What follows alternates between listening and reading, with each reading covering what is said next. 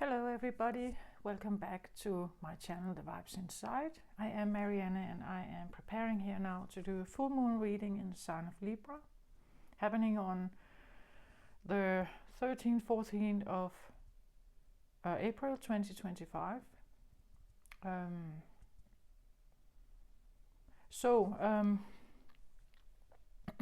I feel like I have a lot coming in. Libra is an air sign. Venusian air sign. So it's chatty. I feel like a chatty energy. It has something to say.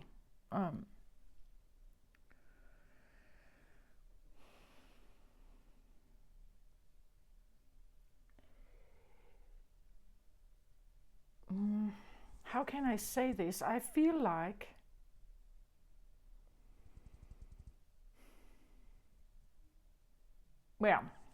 Libra is the scales. It always juggles the back and forth between the scales of good and bad, or you would say Libra is considered also, we see the scales with the judgment system, with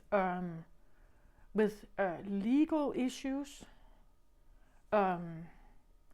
the justice maiden or queen is, you could say, someone who sits with the scales of good and bad and is blindfolded. So she is not misled by what she can see, by its superficiality, by, looks or something like. She cannot be seduced in that way. She is a scale balancer, right? She looks at good and bad, right? And that is all that she is supposed to rule by, you could say. Not superficiality, not something that is sweet on the eyes, not something, there has to be a little more to it, right? That is like the maiden or the queen of justice is pictured or is labeled like a blindfolded woman with two scales, right? So if we are looking at that version and we are kind of thinking that this is the voice that wants to come in, the blindfolded one who weighs other things. What is, when she can't see, what is she weighing then? What is it what's on these scales?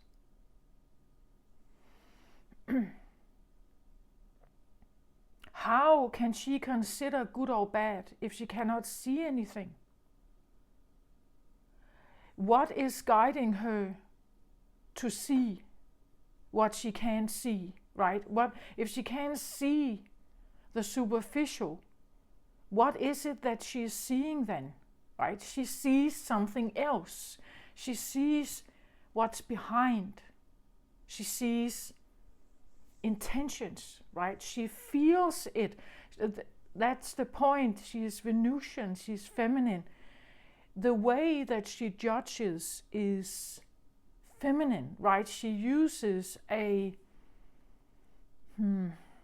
another lens.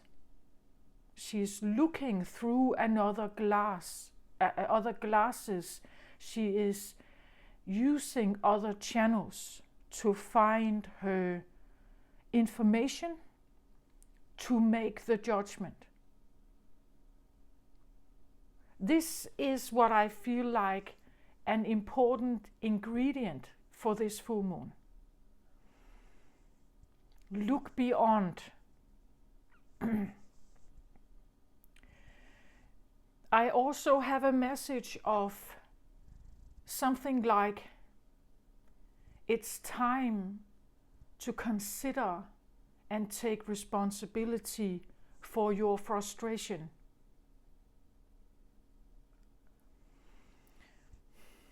So if we take an example, let's say you are very frustrated with your work. You're very frustrated, particularly with your boss. You're very frustrated with how the company is led, decisions and so on. You don't like it. Okay. So I would say to take responsibility for your frustration, or you could say whether you have a lot of frustration in your life or you have little, depends on your decision. Will you stay or will you leave?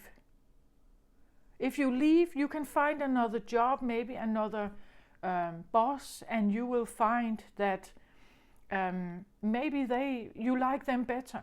Your frustration goes down. You are more comfortable.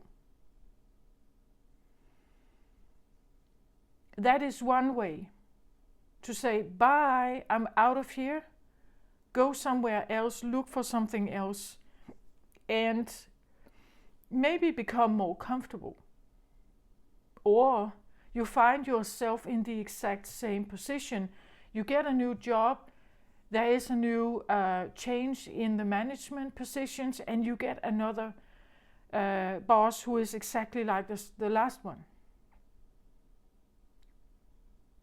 I guess there's something for you to consider then. If you find yourself always being drawn to the same kind of partners, and you end up becoming frustrated, stressed, angry, bitter, or whatever, I guess there's something to be considered. There's something for you to learn. There's something for you to see. Not only look at the superficial, right? Look beyond. Look under. What is under? If you stay in a job with a frustration, with a boss or with a partner, that you stay, there must be something about this. Why would you stay in a situation which you now know frustrates you immensely? Why stresses you out, even to the point of exhaustion? Why do you stay there?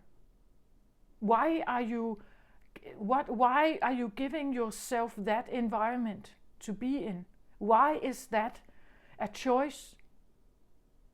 Why not choose something else that accommodates you more, that is kinder maybe?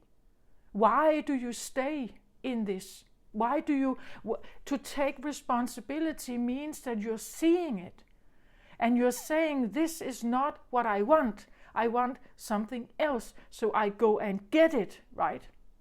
That's why I have the yellow on the table. Go and get it.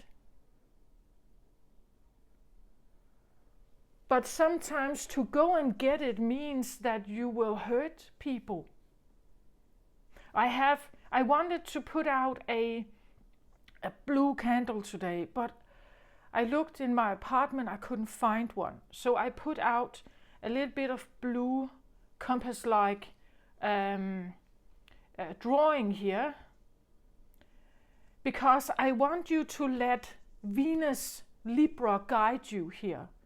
Let the blindfolded woman inside guide you, right?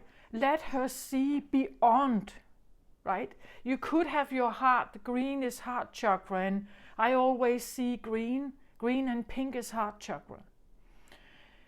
Pink is the rose-colored, being in love kind of, rainbow and unicorn feeling. The green one is the more invested everyday life relationship. It can be demanding. It's where we rely on each other. It's more fitted, you could say. life has become more of it's a choice, right? It's a choice to be in a relationship that sometimes isn't rose-colored, that sometimes isn't perfect. Then we put in the extra work, right? We try to be more flexible, right? That's how I see the green color. It's the everyday effort to make something work, right? But I'm saying here, if you do that, if you stay in a marriage that you feel like is stressing you out, you are unhappy. Maybe you don't know why you are unhappy, right? Maybe you haven't realized yet that you have a choice, that you can get out. You can choose to get out. But there's a price, right? There is something. When you choose this, you're giving up something else. So when you give up a marriage, it may break your heart, right? It may influence your children. It may influence your entire family. Maybe you are up against religion. You're up against moral and tradition. And is it worth it? Is it all worth it to risk it?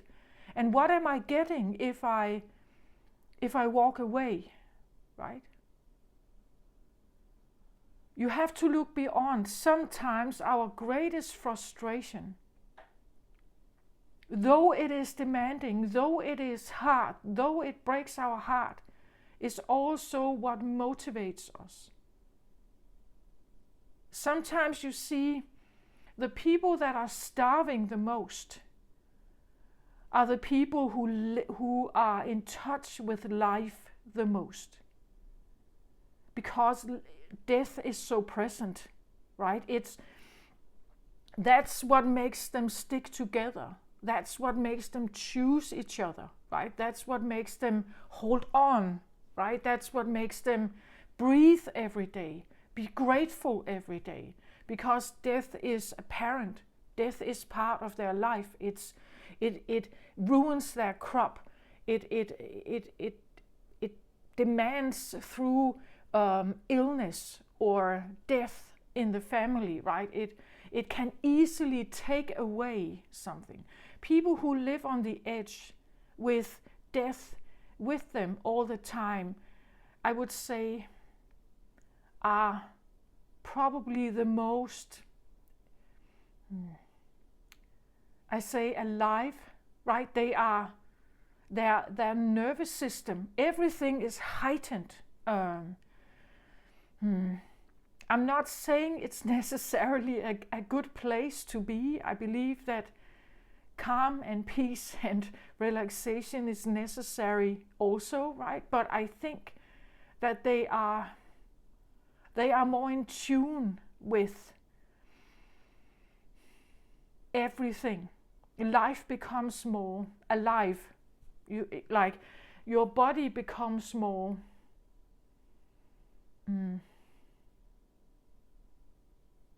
like, what is he called, this guy who talks about the swimming in icy water, taking ice baths? I can't remember his name, but there's someone who has made a living out of promoting this, and he is this ice Viking, swims in ice water, and what he's saying is that it's actually healthy. Like the body goes into a mode of repairing. When it is faced with such cold water, it wakes up, right? It has to wake up and become alert of the situation it's in. It's highly attuned to what's happening, and it feels the pressure, the coldness. It has to activate warmth. It has to find ways of surviving. But who is putting the body in that ice water? Well, the brain does, right? The brain of him, this guy, is choosing to put its body in this ice water. Why? Because he believes that it's healthy. Because he believes that the body is repairing itself in that environment, shortly, of course. A short amount of influence can have a big health impact. So let's have a look at that, right? Let's have a look at this.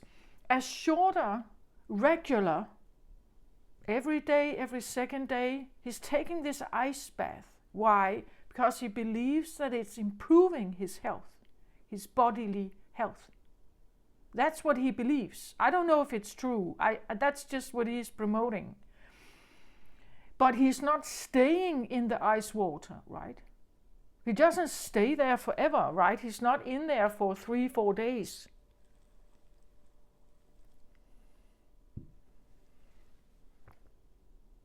You're not supposed to be in there for so long.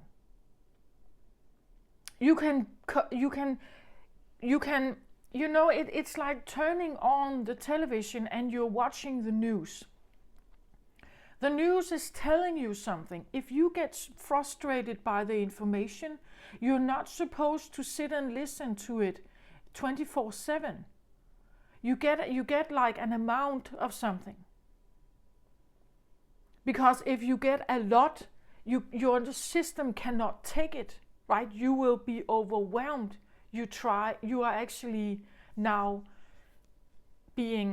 that's torture, right? That's what is used during war when you are sleep depriving and you are imprisoning people and you're sending loud music towards them for days, right? That is, or you are putting them in dark rooms and you are sending in like a noise, high pitched noise. This is something that can that's torture. It's affecting the brain. It's affecting the body. It starts to close down. So if you are in a frustrated situation, you can be there for a while only to realize that you get frustrated here. You're not supposed to stay. If you stay, this is unhealthy. You are self-torturing yourself then. If your brain is deciding, yeah, but I have to stay, I have to earn the money, otherwise my family has nothing, and that is probably correct, and we can stay for a while, but not too long, as I said, right? Not too long. When we are up against frustration, anger, rage, bitterness, or something like that, it's destructive.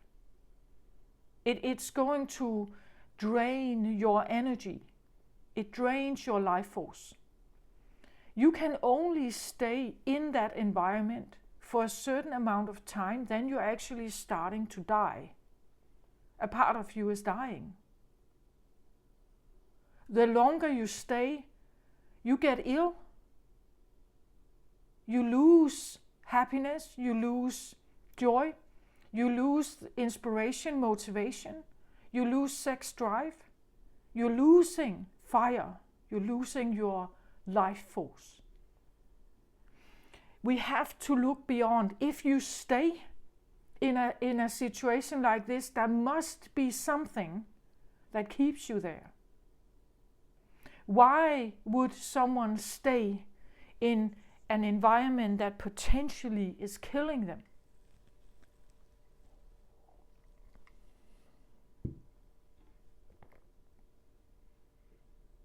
This, I believe, is some of the things that come up during. That's why I have a lot coming in. But there's something we have to look beyond.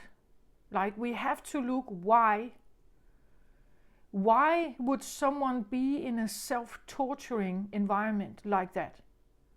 Overhearing the sentiment of your body, overhearing your nervous system, overhearing your and being loyal to what it may affect outside you. It may affect your children, it may affect your family, it may affect, yeah, but they are, excuse me the language, but they are secondary. You are the primary one.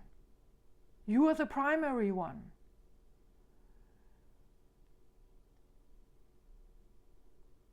Yeah, but I will disappoint my family. I will disappoint my parents, my husband, my children, my sister, my uncle.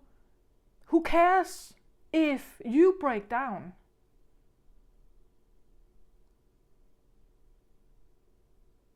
Why is it that they are more important and you are not?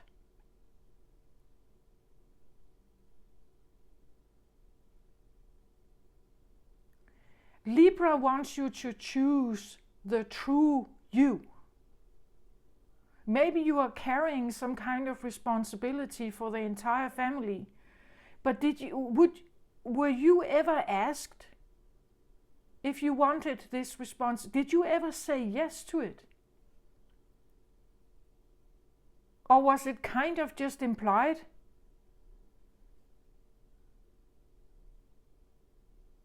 And yes, if you choose yourself, they may die. That is why the heart is here, right? This is why we are in a, and I have a lot coming in, like a lot of information coming in, and I think this is the reason. It's the reason because we feel the urge to leave. But then you get a tsunami of not, like why you shouldn't leave, right? You want to leave, you feel the urge, you feel the need, you can't sleep, you're overworked, you're tired, you're exhausted, you want to leave, but then this and this and this and this and this, right? If this is the case, you have too much responsibility.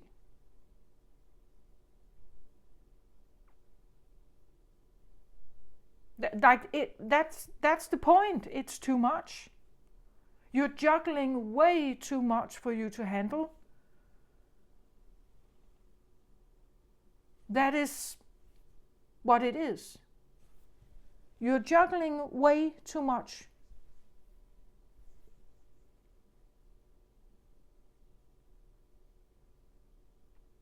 And starting to say no, starting to turn away, starting to not watch the news if it frustrates you, not going to the family dinner, not always being available if people call you, not sending all your money home to your family. If this disappoints them, and they have no regard for your well-being, I feel like, is that a loving family then? Is this love? Is it love? Is it kind? Is it understanding? The scales, Libra, the blindfolded one, is looking at this. She's looking at what's under the, like what's underneath. It is things like guilt. It is things like shame. It's things like you owe me, right? You owe the family. You owe something. It's things like being something that you are actually not shaped to be.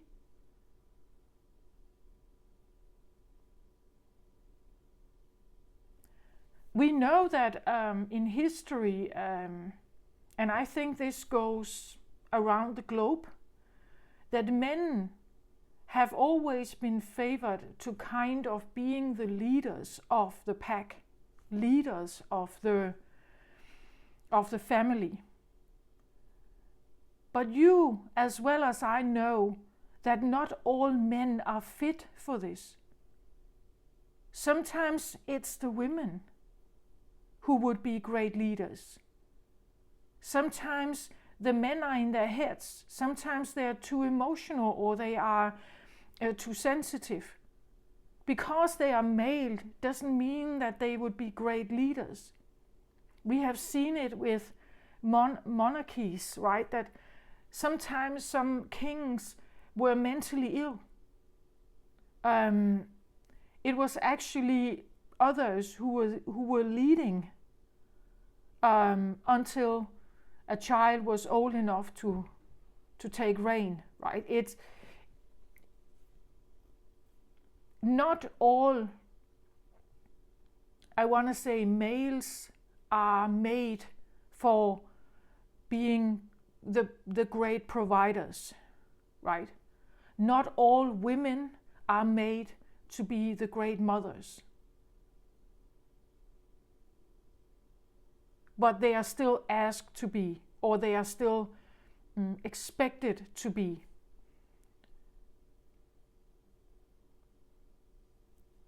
So there are things that has to do with the survival of the species, and then there are things that has to do with our personal joy and abundance and freedom and happiness. And these two things do not always go together, right? There are two different scales here, right? What is weighing most on your scales? If family, survival of the pack, the species, the family traditions, the moral, all this, if this is weighing the most, you will have less of the other. And if you have more of the freedom, of the personal joy, of the more, maybe we would say, egotistical choices, you will have less of this. You will have less connection with this. And you will also have less security from this. You will have less connection. It's like it's two different voices or two different places to be. One is a we orientation and one is an I orientation, right? This is more of a we and this is more of an I. In this realm, I decide what I want, I go for what I want, I choose what I want, and I'm doing it because this is my right, this is what I feel like, this is the freedom I want, this is what I'm looking for. Nonetheless, or with no regard to whatever my family says, whatever my sister or brother or uncle or whatever says, I will go where I can have the most happiness, where I feel the most freedom, where I have where my voice is heard or whatever. And over here we have the scale of commitment, of we, of us, of family, of traditions, of upholding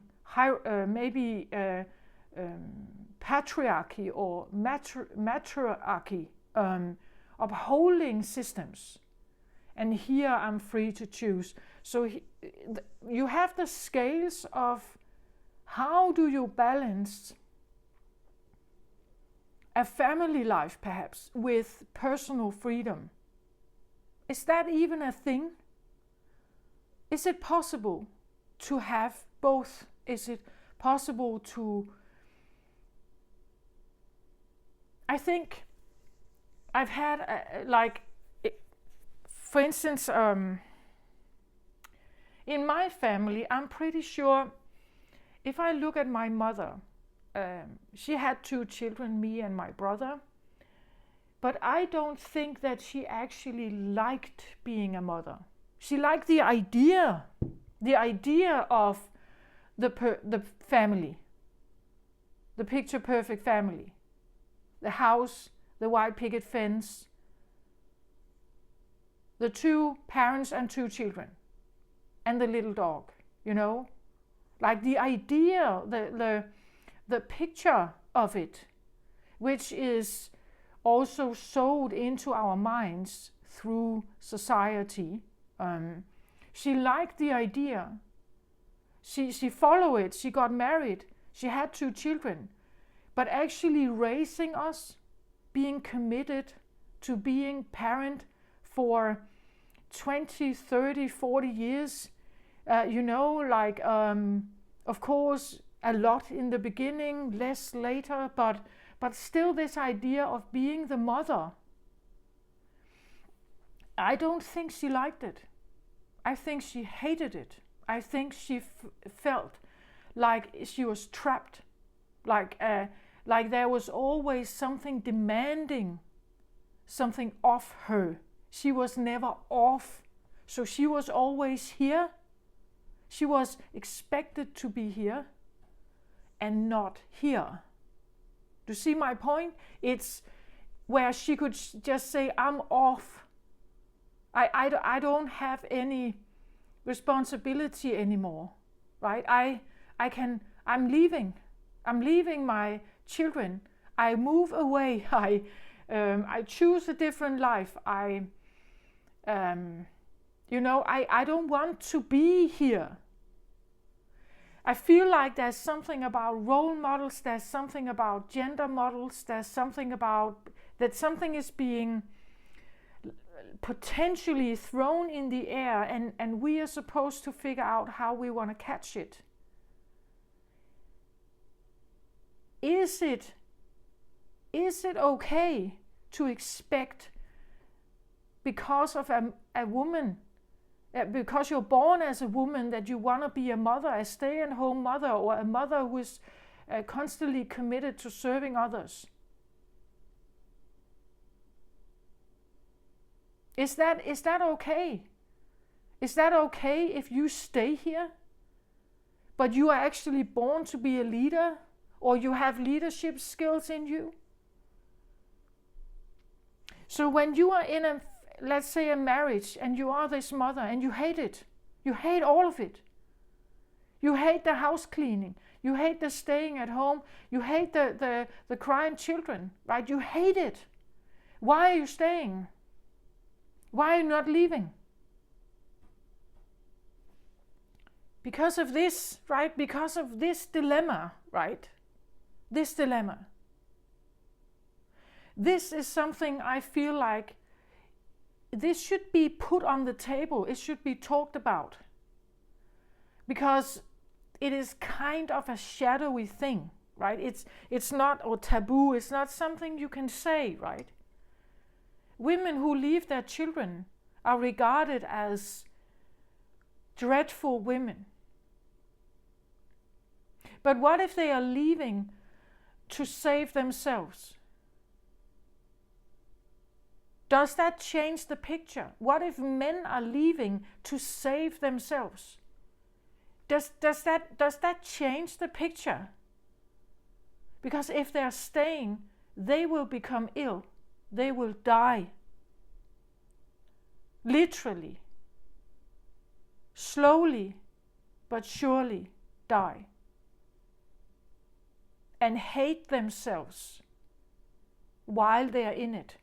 Does this make sense? Like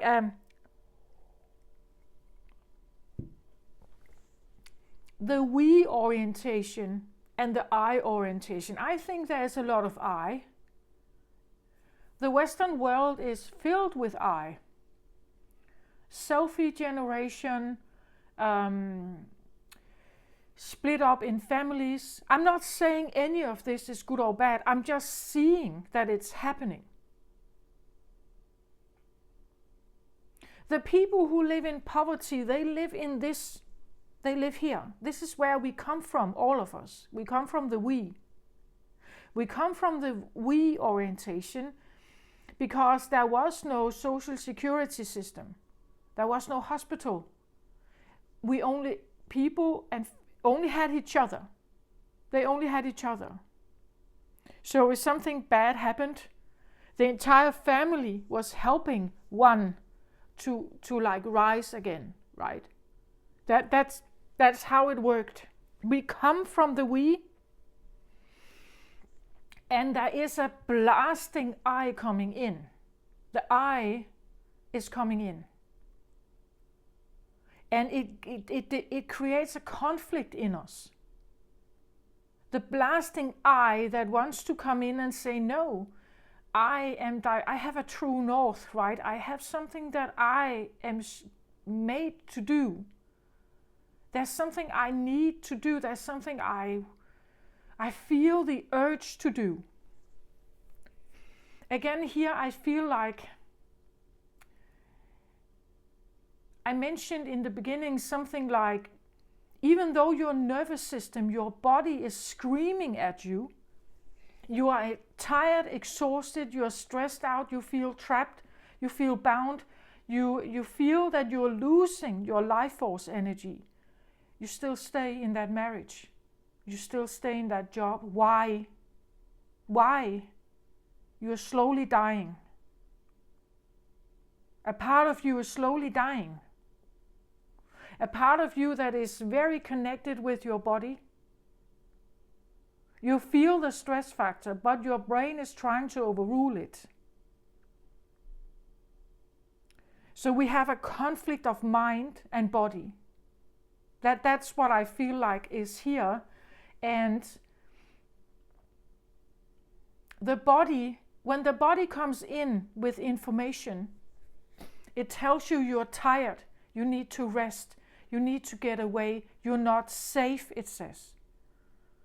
You're not safe in this environment, you need to get away. We may overrule it because we are telling ourselves, yeah, but I have to earn the money. I have to make sure that I have to do this, right?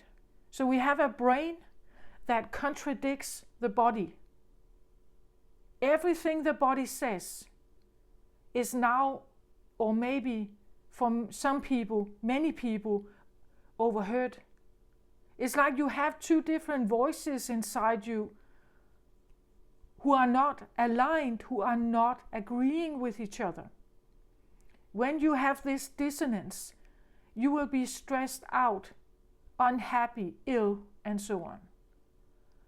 The body is your friend, right? When it comes in and it tells you, this is not working, I cannot be here, I will fall apart here.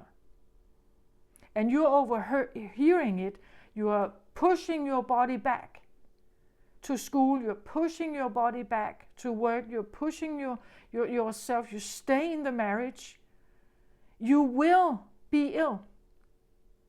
You will die, the part of you is dying.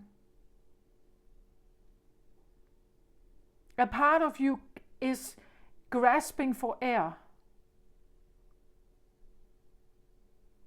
A part of you is in prison.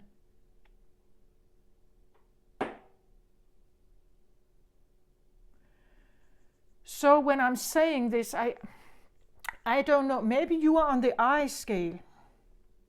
Maybe you have been growing up in an environment that has been pushing you to be ambitious and follow your own thoughts, and you should be a leader. You will become the main provider of the family, right? Maybe you have been pushed to be an I, but actually you are a we. You're longing back to be together with your family. You don't want to live abroad, though you can earn money here. You want to come back. You want to be part of a family dynamic. You just take it how it resonates. Like it doesn't mean that you are on either scale. It just means that when Libra is here, she's asking us to look beyond, find what's underneath. If you are in a self-tormenting environment. Why are you here? Why are you staying here when your body, your friend, is telling you this is not safe? I'm not happy, right? I'm not happy here. I can't relax. I can't breathe. This is too much. Get me out of here. The body is reliant on your decision making. The body follows your decision making. The body stays in an abusive relationship if your brain tells it to. If it had its own system, it would run away. If it was a brain of itself, it would run away. The brain is the gut feeling. The gut feeling you have is like the body brain. When your gut feeling tells you to run away, you should listen to it. You are in danger. Many people are in danger. You live lives where your mind and your body is not connected. You make decisions every single day that puts your body at risk of losing its vitality. Because of what? Because of outside influence. I'm not saying it's good or bad. I'm not saying you should get a divorce tomorrow. But I feel like Libra is here to make us see something even though with our blindfold on. Imagine you are blindfolded and you walk into the environment. Imagine that. Imagine you walk into your house and you can hear someone scream, or you can hear the crawls, or you can hear someone banging the door or something. Is this a place that you would feel happy to be in?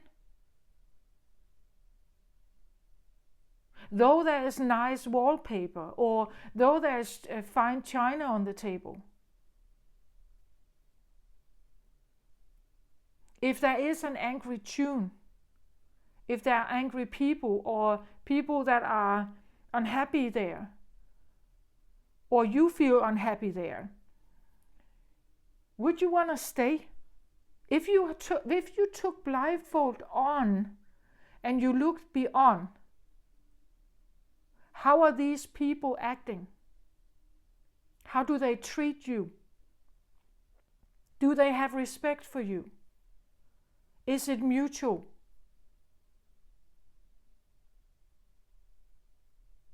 Or is it, as you could say, respectful as possible if you are in a hierarchy, like in a business situation, a job situation?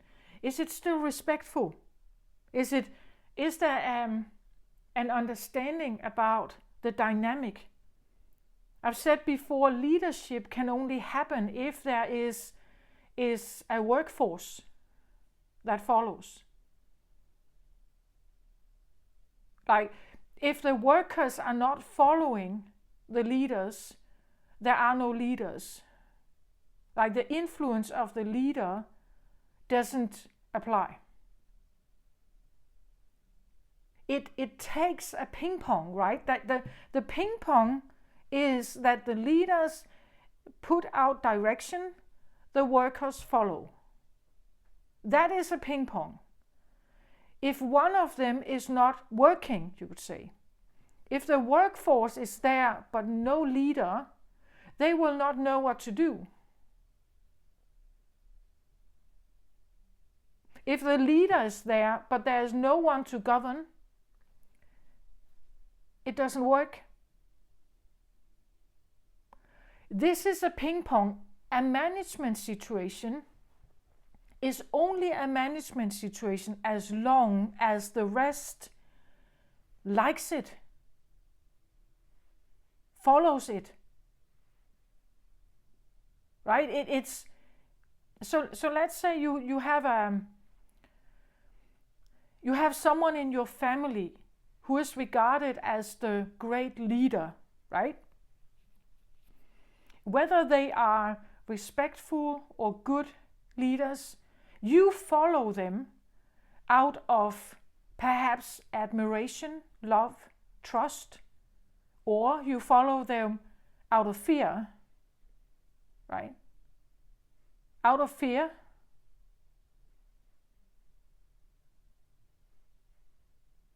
out of codependency, and because you have learned to mistrust others, other leaders, right? You stay because this is what you know. You stay because it is aligned with how your brain thinks.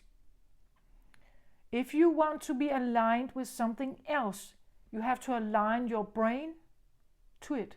Or you have to align your brain and body to the same direction, right?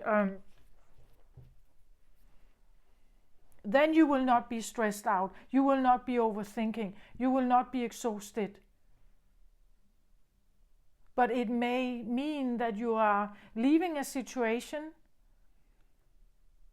maybe leaving it slowly, step by step. You're leaving it step by step. Or you're leaving it quickly. And if you do so, there will be a reaction. Like the people you are leaving, the children won't get it. The husband won't get it. Your parents won't get it. But you are leaving to survive, right? You're leaving to live. Libra is here to ask you to look under. Like, don't just look at the surface. The surface will never make you happy in the long run.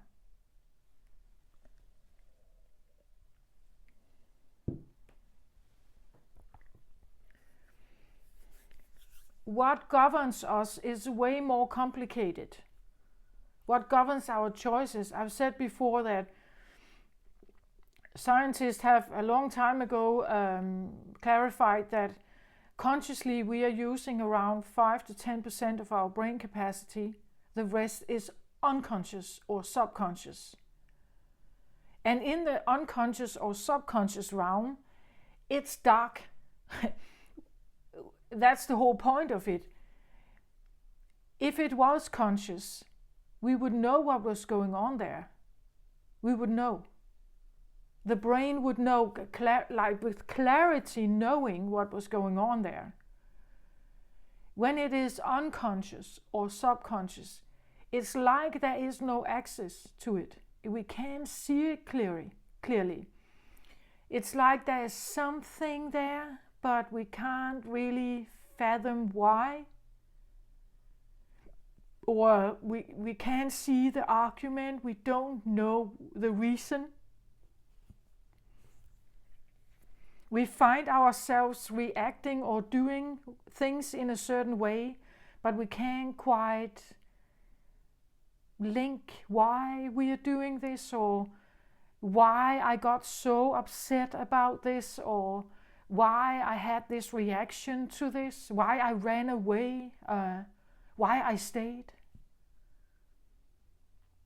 I think sometimes we stay because this is what we've learned. Maybe you grew up in something like this. You stay because you grew up in it. It became a sense of normal.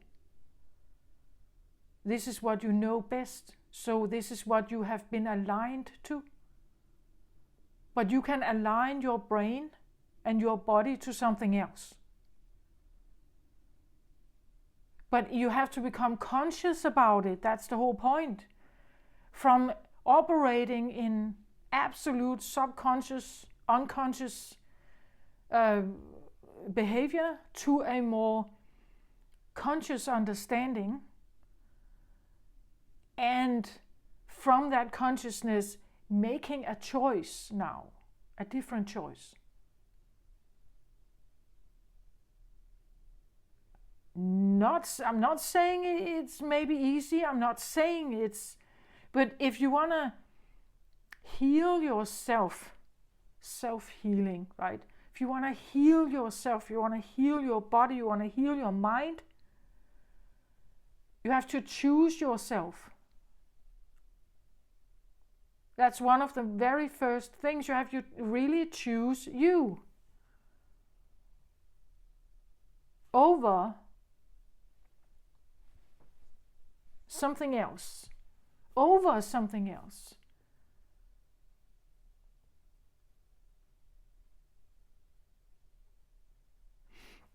And because most of us, we are in in different relational circumstances, close, less close, sexual, romantic, friendship, family. These relationships are more or less codependent. Friendships is like a codependency. I'm dependent on your mirroring, your presence. I count on you in a certain way to be my helper or healer, or when I'm down, you help me. When you are down, I help you. Things like that. There's this ping pong kind of, there has to be a ping pong, right? To a certain point. Otherwise we can't be friends, right? The ping pong is necessary.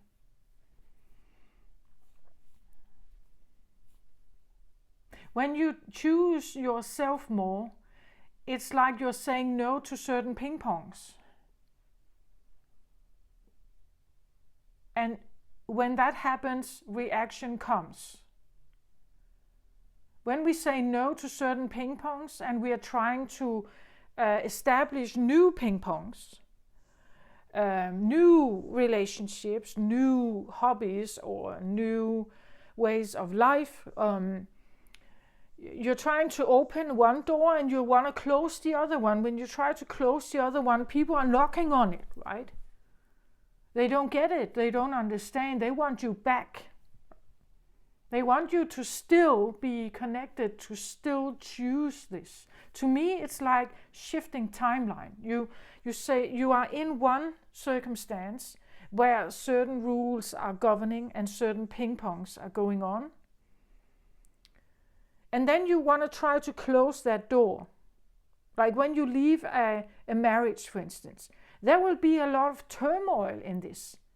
People won't get it, your family, your children, your wife or husband, the one you're leaving.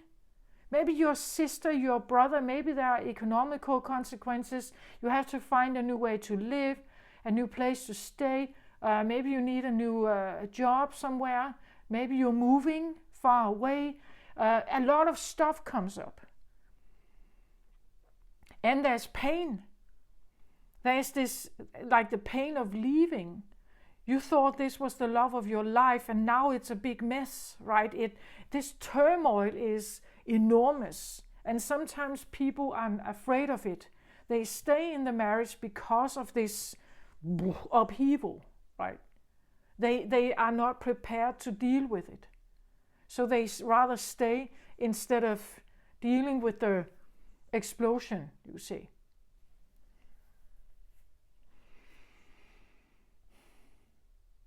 A divorce is kind of an explosion. It can be, depending on, of course, the circumstances. But it can bring up a lot of, also sometimes unspoken stuff, things that have not been said, feelings you didn't thought you have, survival mechanisms you didn't think you have, or you didn't think they had them, right? The partner. Like relationship divorce is like an explosion. And I think within families as well, when children are leaving with a bang, they slam the door and they are leaving with a bang, it's like an explosion, that something is shaking the ground of this dynamic. So you're trying to close the door to something and open the door somewhere else, and it's difficult.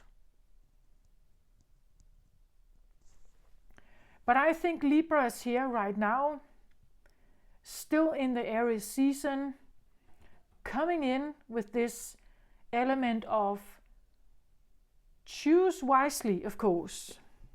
Think about both sides. Aries has a way of sometimes just taking action because it wants to, right? It's like sometimes a bit, can be impulsive, a bit reckless sometimes. And Libra is the opposite of this. She always comes in with this, is it worth it? But what about,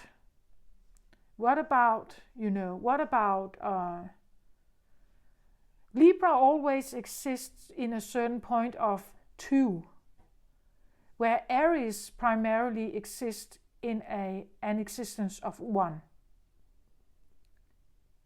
Like Libra cannot be without, like Libra with only one scale is not Libra, right? There has to be 2 scales. Then you have Libra. And we have several of these signs where you have double, like Gemini, like there are 2 sides to a story, or there's always back and forth, there's light and dark, and then you have other signs which is primarily 1. This is the part of the yin and yang, the 1 and the 2s, right? And when they come together, the 1 people or the 1 signs, they are directed by a very normally a very clear understanding of where they want to go. Where the double signs like Pisces, Gemini, Libra, I think Cancerians are also depicted with two fish, Pisces 2 fish, Libra 2 scales, Gemini 2 faces,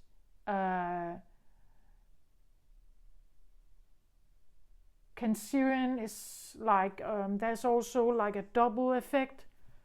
Let's see what else. You get my point of it, right?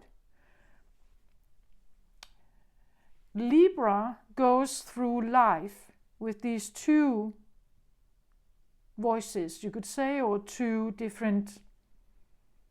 There's this trying to harmonize this inside them, around them,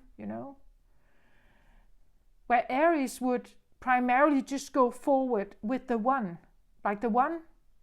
Leo as well, 1, right? It's some of the signs are very 1-like, like there's just one direction, right? And during their life, they are still operating after the 1, but they will have the response of the other world, right? So when they make some kind of action and it impacts the world, they will have a reaction from that world, which they don't get. They don't normally understand it, not in the beginning. Libra is constantly juggling both. Gemini, both. Pisces, both. It's like they are aware.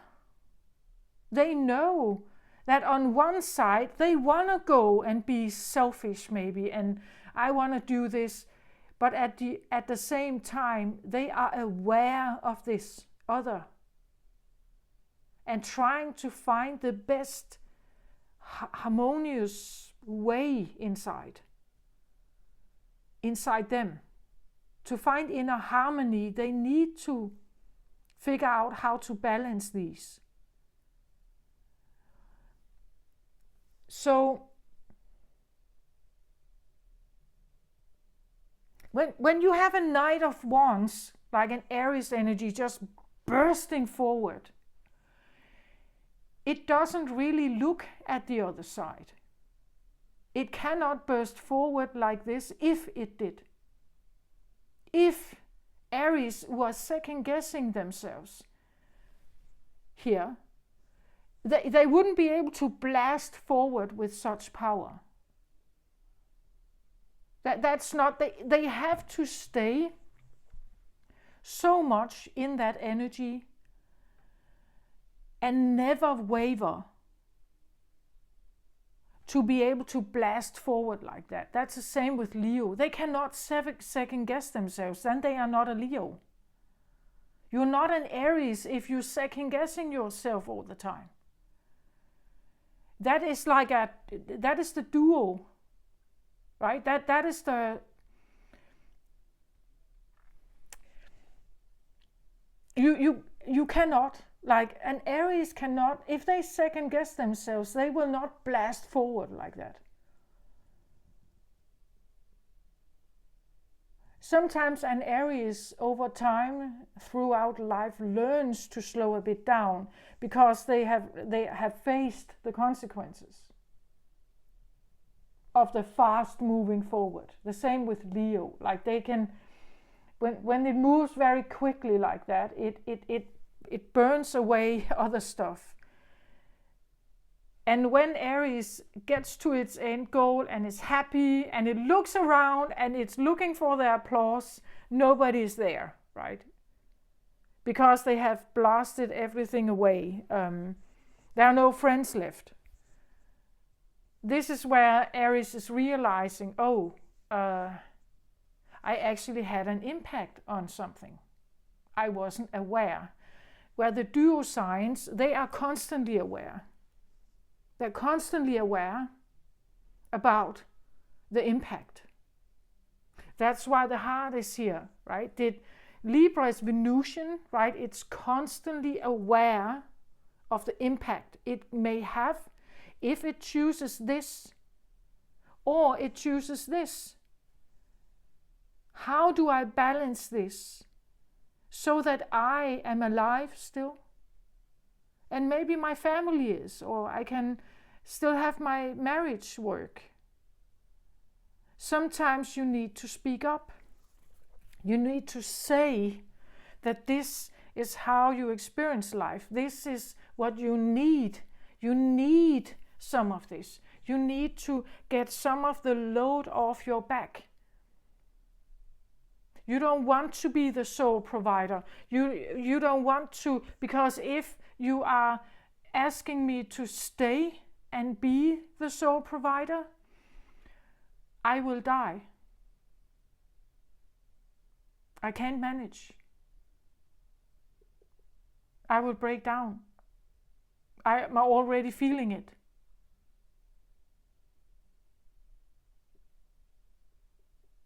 I broke out of my marriage about 15 years ago.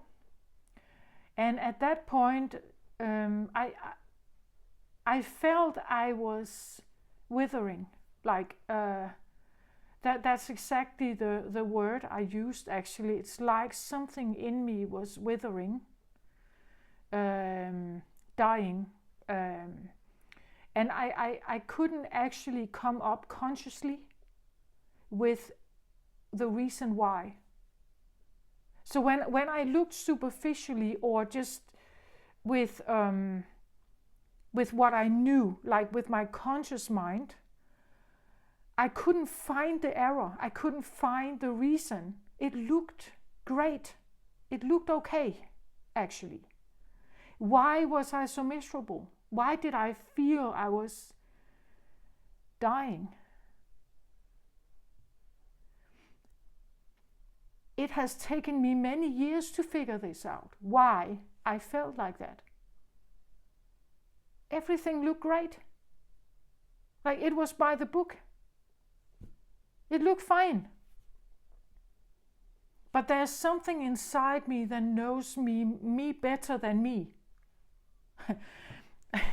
There's something inside me that knows me better than my conscious mind at that time. What you know with your conscious mind, the 5-10%, is too little. You need to know more to find the happiness that you're looking for. Now I know why I had to leave. Now I know why I was dying. But at that point, I couldn't see it. I was looking with my eyes. I did not take the blindfold on.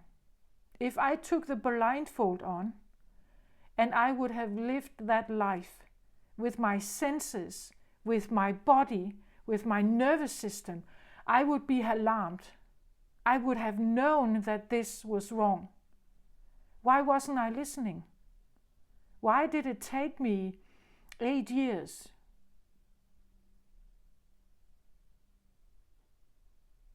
Why did I stay? When my body was clearly speaking. Why? It took me so long because my brain has a programming. My brain has a programming. I have learned that I'm supposed to do this and this and this, and then it should be fine and everything is great. And you will have the abundant life. And I felt very miserable.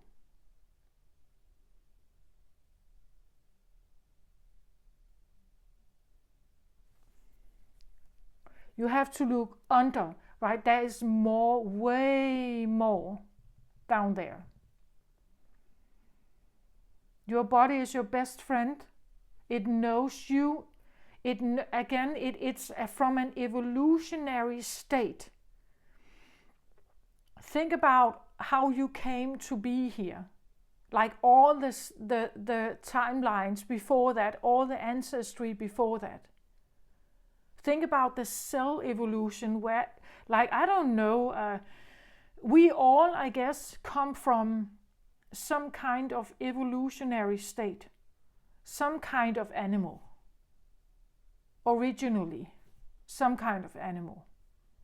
I guess there is one common ancestor has been described. But again, I think that we are a production, an inherited production of many matches, many different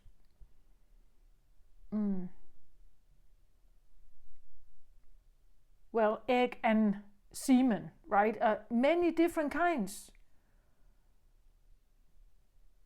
Society today is not the voice I want to listen to. If I want to be sure to be healthy, I have to listen to what my body tells me, because the body knows.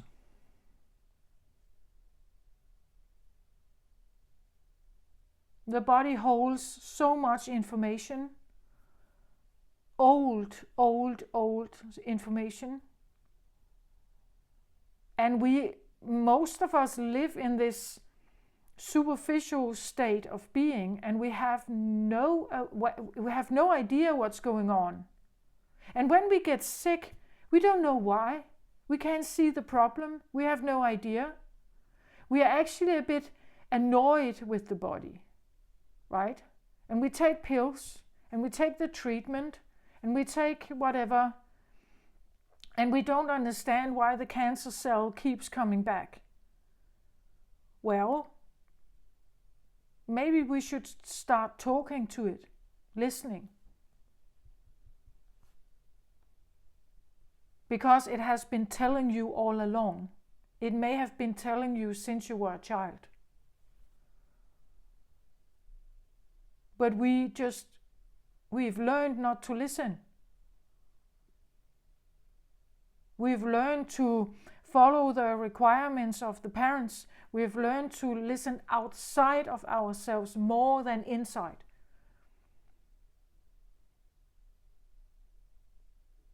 The people that are very good at listening inside are the people that we call reckless. It's the dreamers, the reckless people. It's those who are who follow their own drive.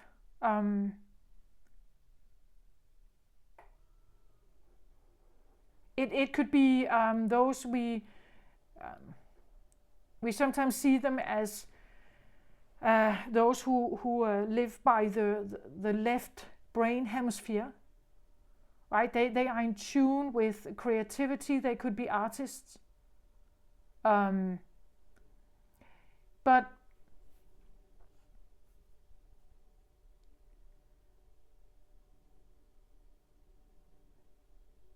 again, I'm not saying that.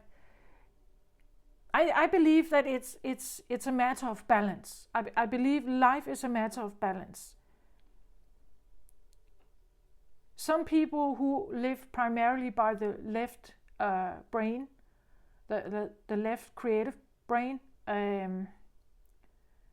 they are not very reliable people. Like they live day by day. They are artistic in nature. They're very creative. They can sit in flow for hours and forget about everything else. They would forget about the children, right? They would forget about dinner. They wouldn't. They get absorbed in the project they are working on or the things that they're doing.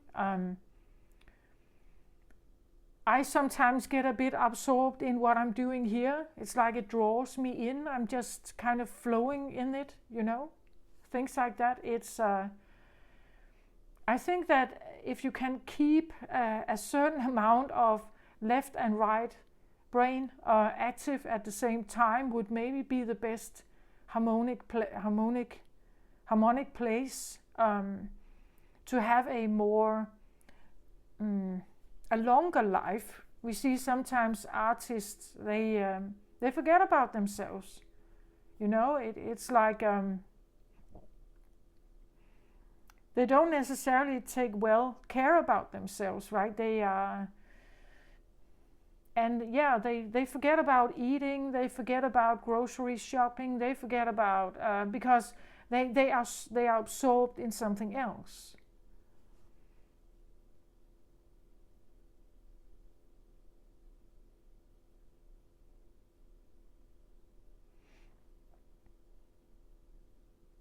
Most people today live with the control of the brain, that the brain is in charge. The brain is always in charge, but the brain is in charge in a way where it's more or less overruling the body.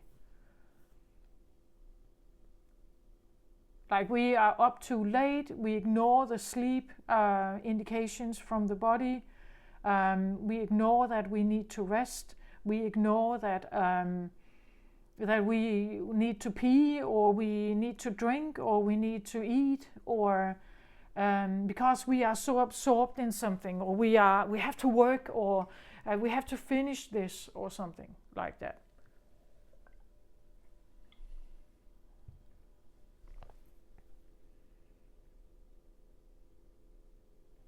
What if we were listening more?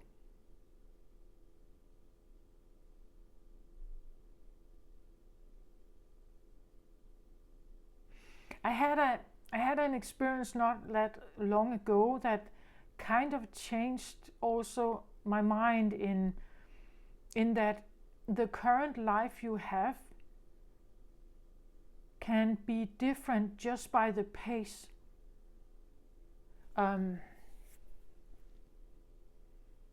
Several years ago, I had this inner voice that told me to slow down, like to slow down my pace.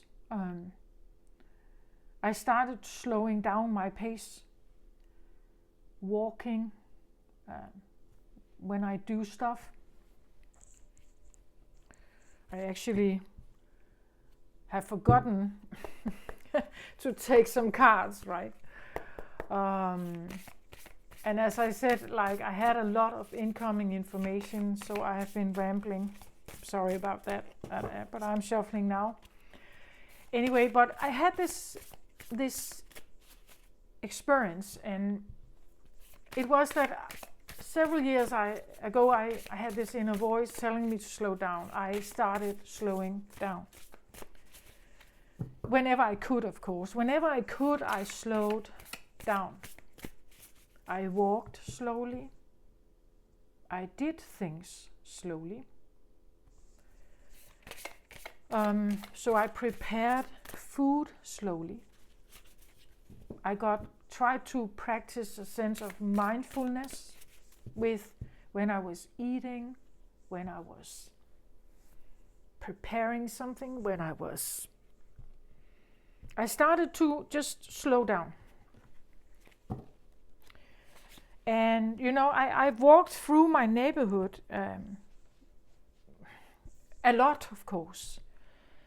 But then recently I went to another kind of area, an area I know very well.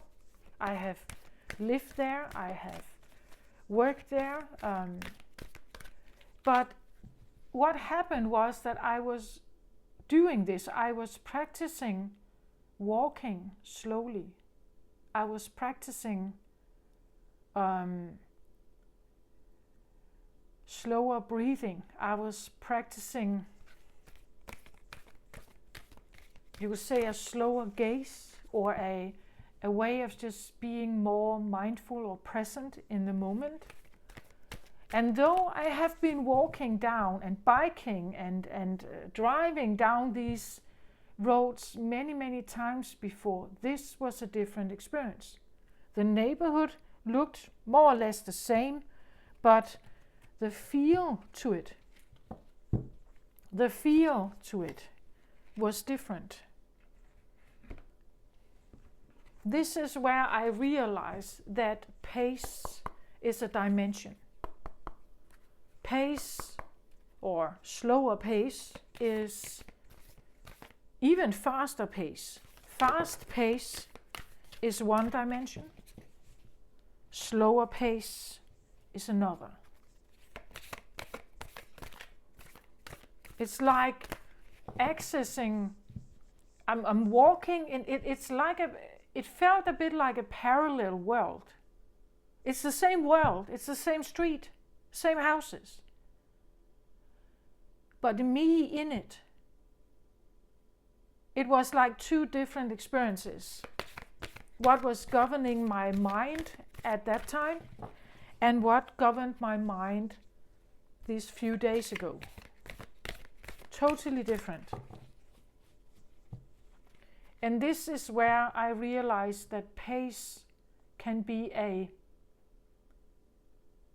healer or a killer, right? Pace can be a healer or a killer, depending on who you are. Slow pace for an Aries is a killer, I think. Fast pace for a, let's just say Libra, can be a killer.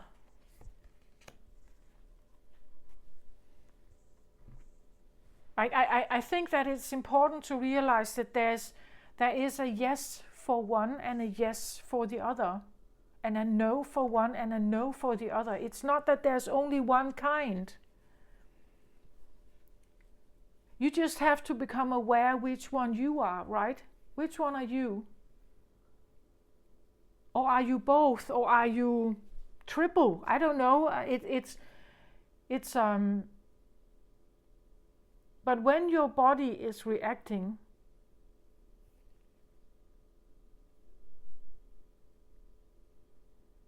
you have been mistreating it.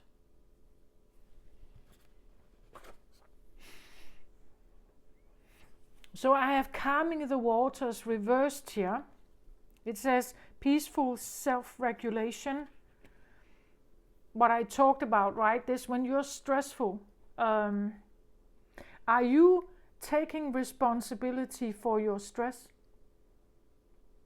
Are you realizing that you have created this yourself? Or at least you haven't walked away from it. When this is reversed, it means that there could be a hard time calming the waters. Your body, your mind, your nervous system, maybe your organs, like maybe you have digestive issues, maybe you have headaches, things like this. It's all the body speaking, right? Whenever you have a stiff neck, things like that, it's all the body is speaking. Are you taking responsibility for the environment you're in, what you are putting yourself into? Like, are you taking responsibility for this? Recognizing, I am in a situation that stresses me out. Why am I here? Is it because of the money? Is it because of some kind of status, fame or something? Is it because this person looks great? That they are model? That they are hot or they are popular or something? Does it make you more popular to be where you are, but it stresses you out?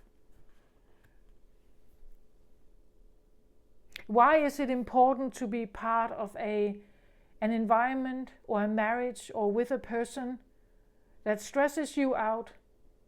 They may be popular, it may look great, but and there may be money, but you feel awful. Why is that?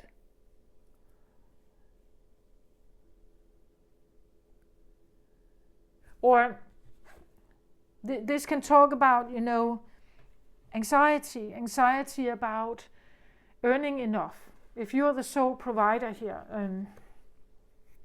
earning enough. Maybe you are a single mother here, Libra, Venusian energy, a single mother, right? Trying to keep everything going for yourself and your children, being alone,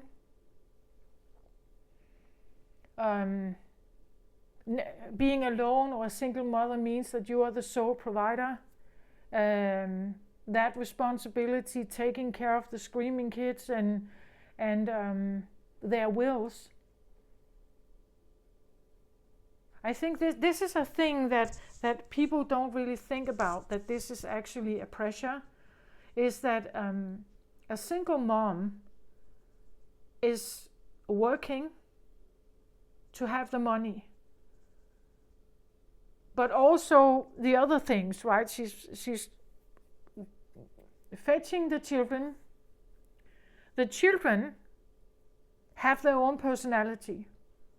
The children may say stuff. They may provoke her. They may, push her. They may tease her or put pressure on her. They may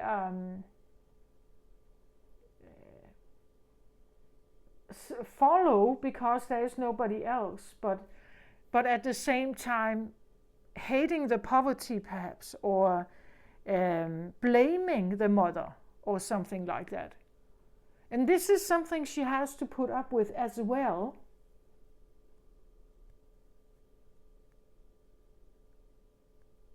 As being the worker, and of course not losing her job. She could be in an awful job position, but staying there because she has to earn the money to provide for the children, and so on and so on and so on. This is where I feel like we have to put pride aside and we have to ask for help. Like this, and I know some people do this and they still don't get help. This is one of the really terrible things I think that is going on in society, that there is no connection through, like, between there is no connection and responsibility feeling. The responsibility is, if you look around the world,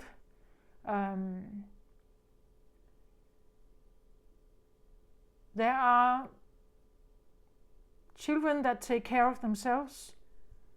There are many women who are alone with the children.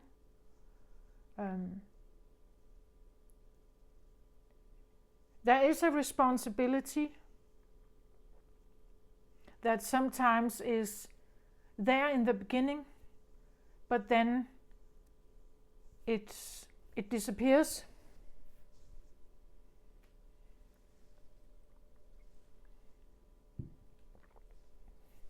The parents are not agreeing on how to raise the children. It creates pressure. It creates sometimes divorces. There is this dilemma, I feel like. We talk about that women have this biological watch inside them that tells them now it's time to reproduce, it's time to marry, it's time to have the children. And they do that. And then they end up being extremely frustrated because at the same time we are raised to be ambitious, go to school, be ambitious, get jobs. We have an identity crisis, I feel like. And the body is doing its thing. The body works in a very fixed way, young to old, and it goes through all these different phases of change. And it will ask you to follow along. The biological watch is, when the biological watch is ticking, it's the body that speaks. And the woman hears it, right?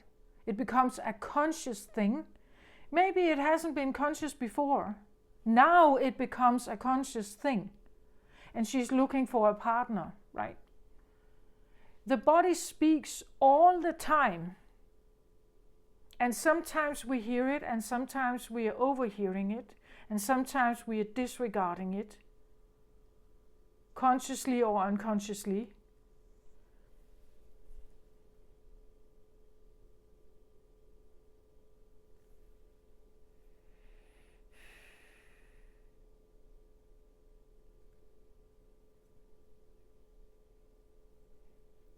Personally, I think that there is too little knowledge about what I call the animalistic side of us. It's like we have kind of just shoved it aside, but it's still a primary driver in many of us. It's one of the indications that talk about what kind of sex partners are women choosing? That they are still, we as women are still orienting themselves sexually towards certain kind of men.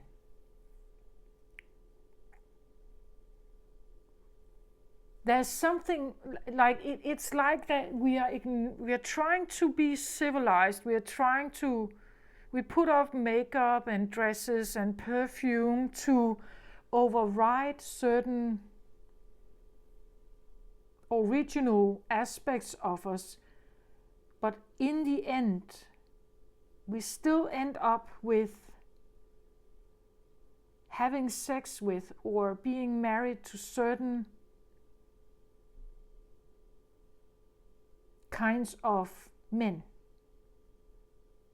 And the other way around, certain men end up having sex with certain women, being married to them or having children with them. It's sometimes we can find ourselves being attracted to a person whom we consciously, we don't get it, right? We find ourselves drawn to someone, but when we are looking at them consciously, it's like, yeah, but they're not really that great looking, or they are not that perfect they're not really, why am I so, this is the body that speaks. There's something about that person that is calling you. I'm not saying it's necessarily good. It could be a karmic thing. It could be something you have to overcome. It could be old dynamics that you have to become aware of. I'm just saying, when you're drawn to someone, you cannot with your conscious, normal human eyes see why. You just can't get them out of your head. They are still there. You try to ignore it, they are still there. Well, there's something about them, of course. But will they calm your waters, or will they not? When you think about them, are they calming your water, or are they not calming your water?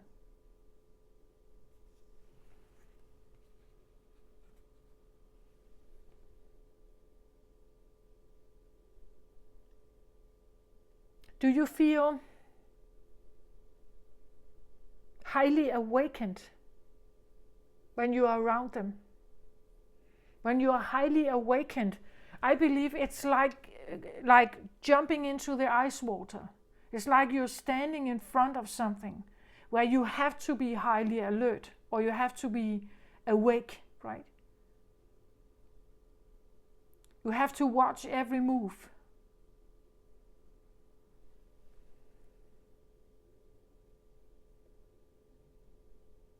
Sometimes it's a good thing, like you become aware of something, like you are registering something in someone else, and we become aware of it, but it doesn't mean that we necessarily should stay there.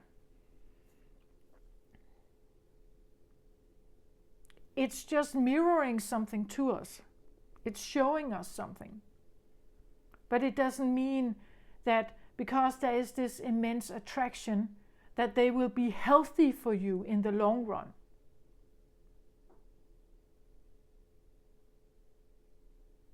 In the animal world, it is well known that in the reproduction season, male and female come together, but they don't stay together. If they stay together, the mother and the offspring is in danger of the male. It's not uncommon, right?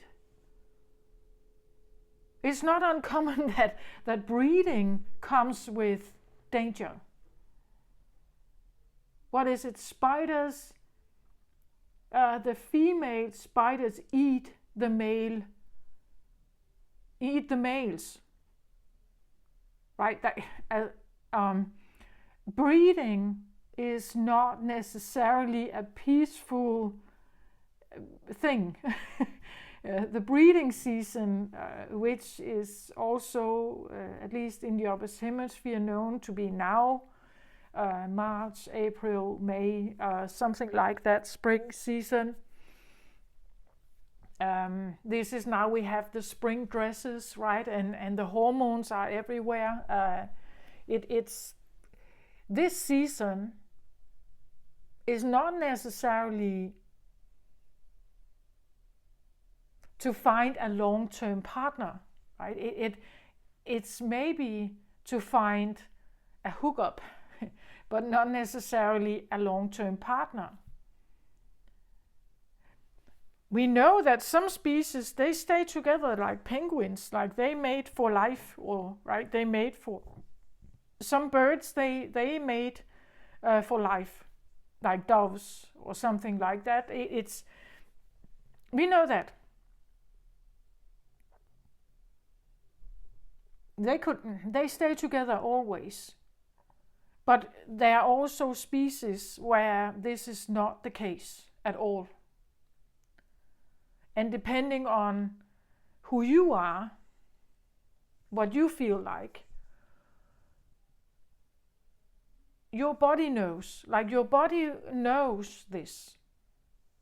It can guide you towards the right person. The one that would either calm your waters, help you peacefully self-regulate, because they would provide an environment where that is possible, or it will be the opposite.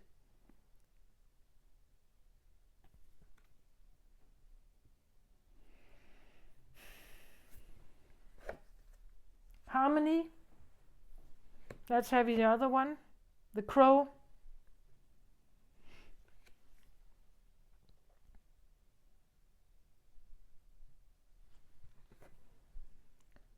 I feel like instantly when I saw the harmony, I felt like I should take the other card, like that the harmony, like harmony and disharmony, right? That the crow could be the disharmony in this case. Crow is an interesting thing because crow is associated with, in films and so on, with darkness. It's associated with witches and warlocks and bad omens and things like that.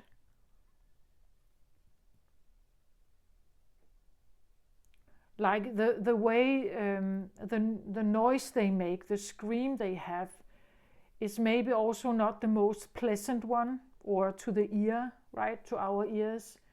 It's not the most beautiful song. It feels more like a nagging, grumpy.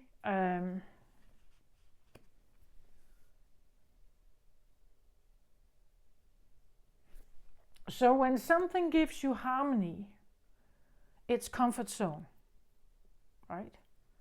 It can make you flow. It makes you relax. It makes you take your guard down.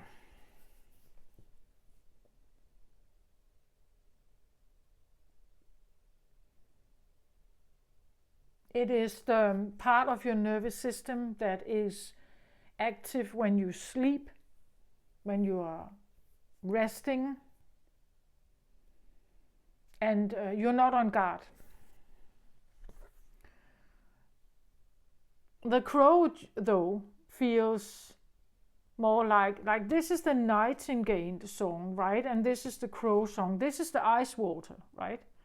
This is where you get into the ice water, and your body like reacts with this instant reaction to this cold water, and it activates some kind of alert system. Then you have to get out of that water, right?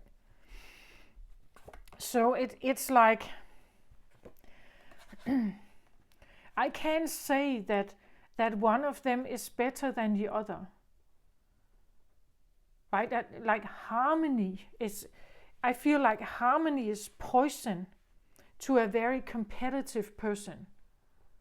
Someone who wants to win, like an Aries, right?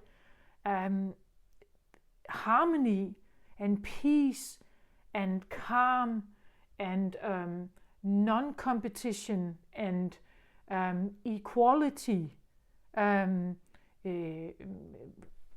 even scales. That is like this. That is toxic, or it feels toxic to an Aries, I think. But others, they need this, right? They need the harmony to be healthy.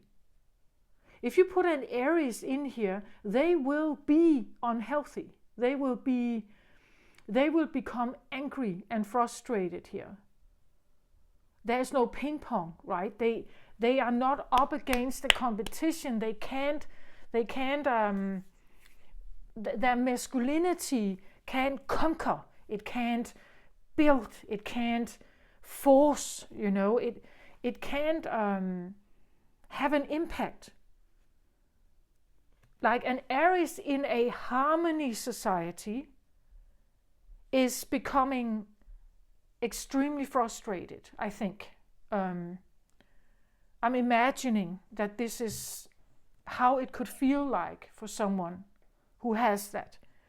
It needs something like this, right? It needs it needs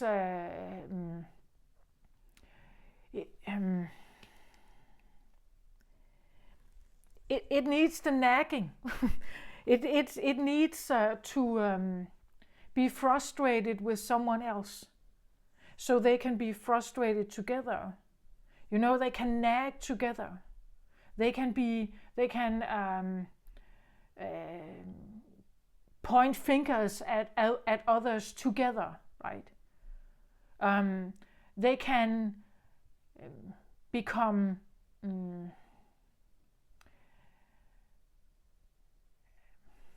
how can I say that? It's like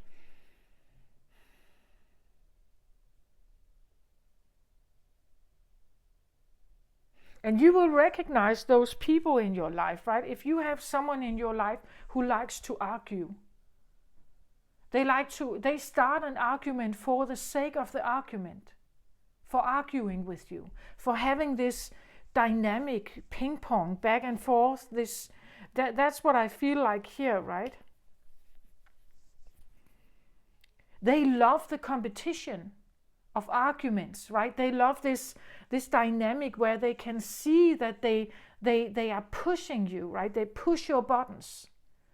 They push your buttons and you start a reaction and you become angry with them or you become frustrated with them. But they like this. They like this competition. They like this back and forth. They like it. They love it, right?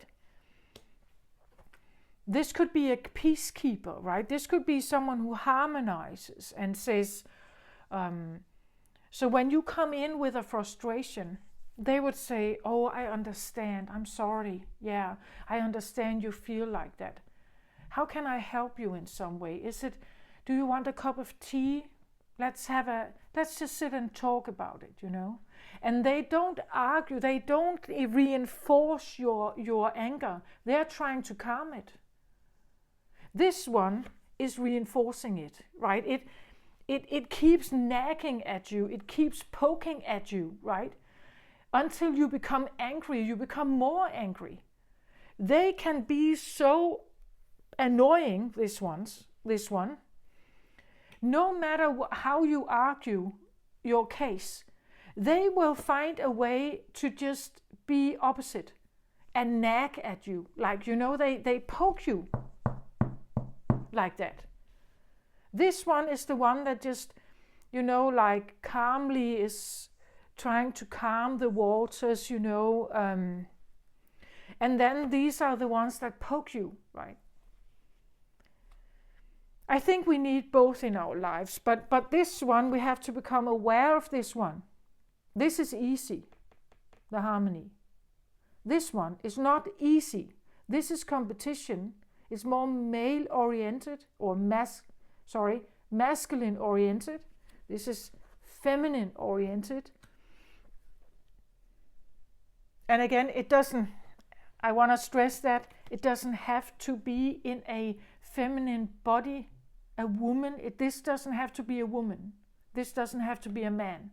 This can be a woman, a mother, and this can be a father, right? This can be an annoying, nagging feminine or, annoying, nagging woman boss.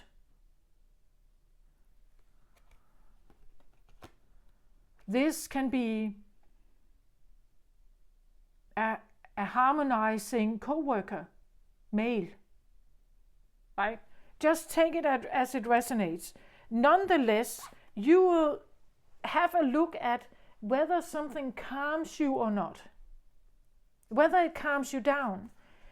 Does it help you to self-regulate? What helps you self-regulate your feelings and become more aligned or happy? Or I can't say which one. When I say nagging, it has a negative ring to it. What I mean is that it's competitive. It won't let you be. This one tries to harmonize so that you can be and fall asleep and be peaceful, right? This one can feel frustrating, but it pushes you, right? It pushes you to elevate your argumentation, right? It pushes you to improve, you would say, something, or to become more aware, or to change your articulation, or to use different language, or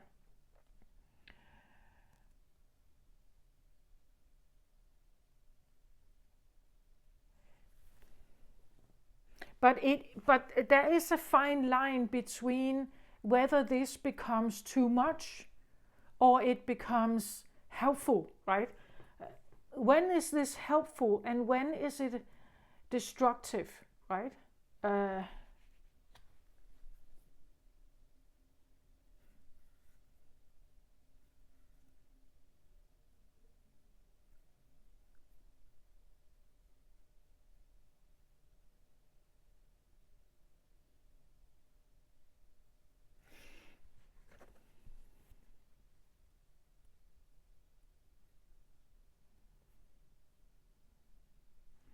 Harmony, underneath it says here power, self-confidence and productivity.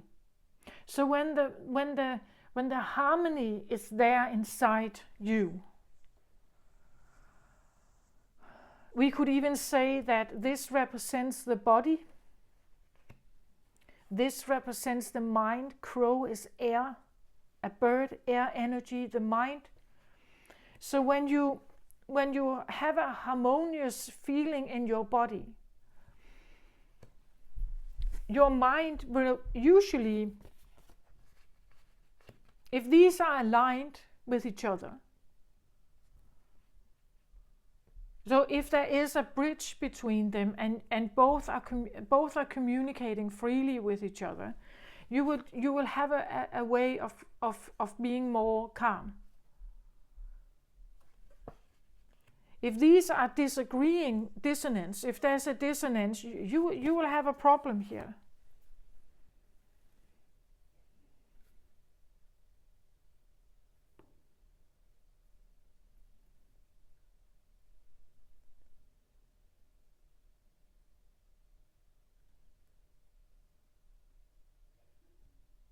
And the nagging mind I talked about can be something you've learned, something that is expected of you, something that is shadowy perhaps, something that is, as I said, it comes with guilt. It's a sense of you owe us, or you have to do this because you're the only male, or you're the only son.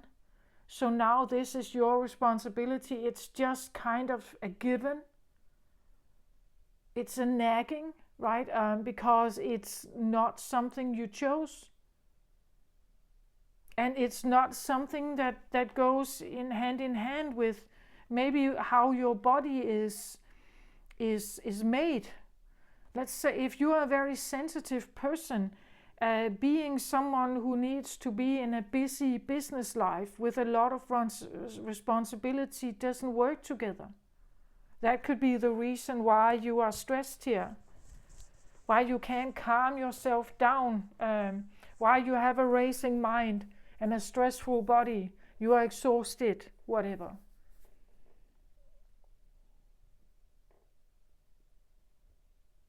The body knows what it needs to heal, but if you are not giving it to it, like if you're not resting your body,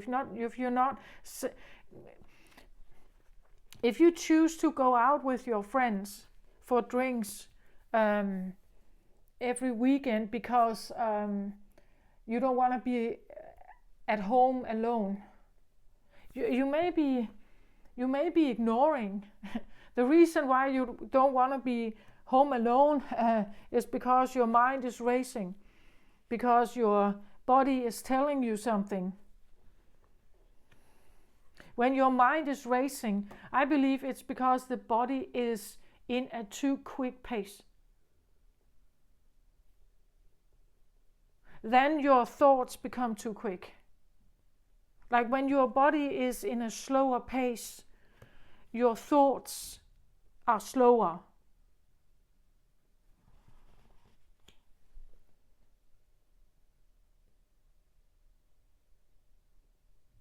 There's a saying, I think it's in Japan or Japanese or Chinese that I shouldn't move faster than my soul can follow. So I shouldn't run too fast because then I lose my soul. Like the connection to my soul is disconnected. If I get too busy, too stressful, I'm actually losing the connection to my soul. I shouldn't move that fast, right? I shouldn't move that fast.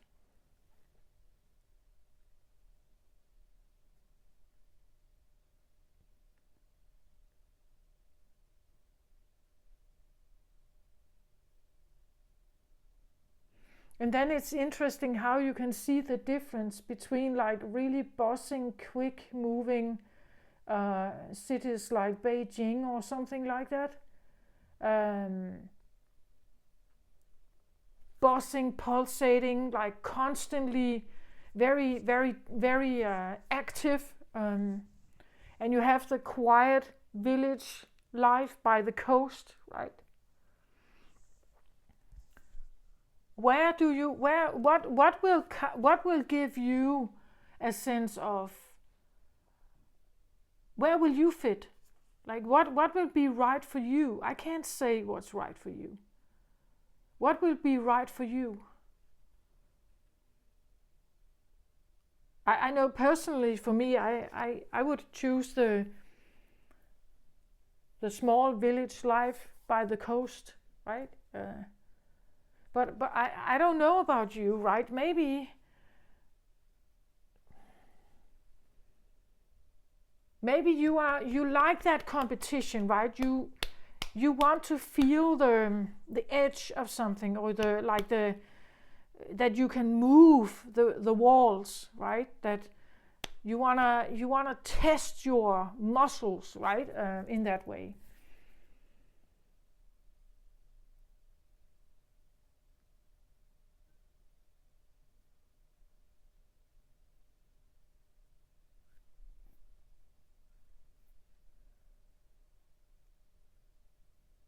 It's just interesting how we are raising the children, I think.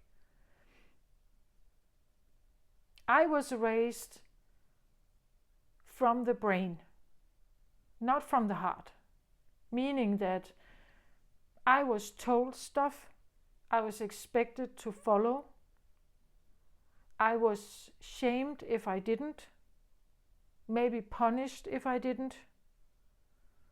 I gave up on like a personal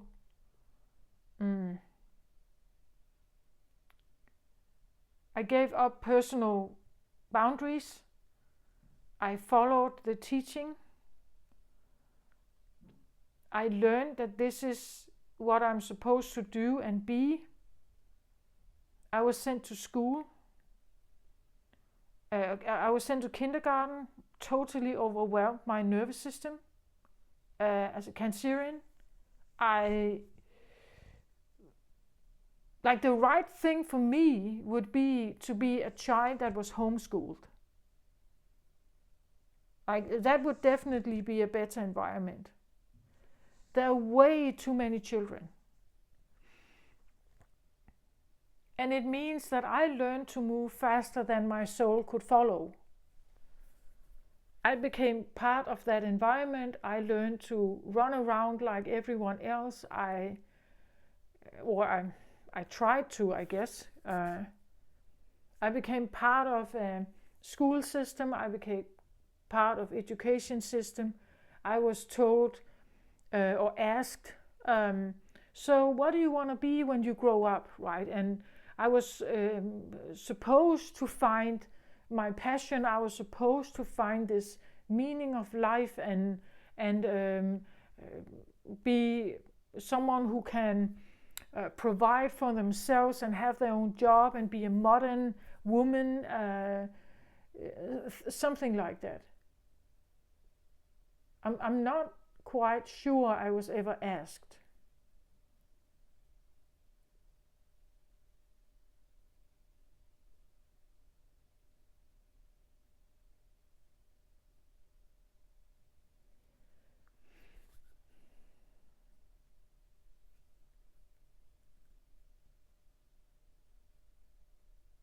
Yeah. And maybe you were never asked too, right?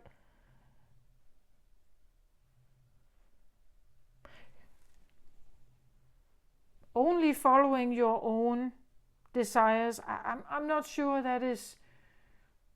You can be very alone in this world then, right? That if you're very self-absorbed in that way. On the other hand, sometimes we have to be.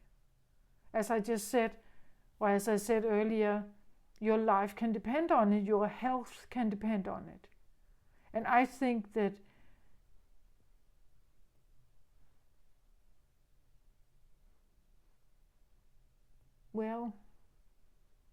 it should be allowed to say so, right? It should be allowed to draw a line in the sand if you are too exhausted, without being stigmatized, right? Without being called the worst names or being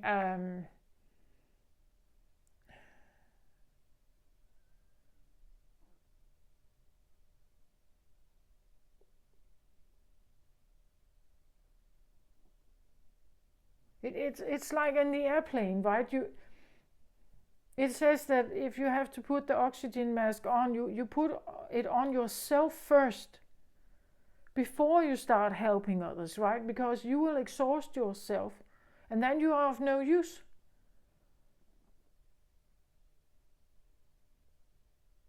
Right? It's like that. If you don't learn to take care of yourself and your own needs, and you're not being heard, you're not being understood when you say no, or when you are asking for something, and you're just told no, or you have to wait, or whatever. It's like how can you learn to take care of yourself first? Make sure you are all right. Make sure you have what you need. No, it's not about being a selfish, egotistical child that just wants the new toy, right?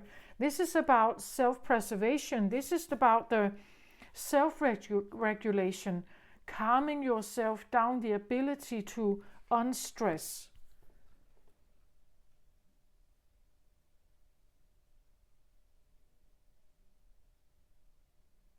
So when we feel reactive to something, frustrated, bitter, angry, overwhelmed by something, we have to become responsible for it.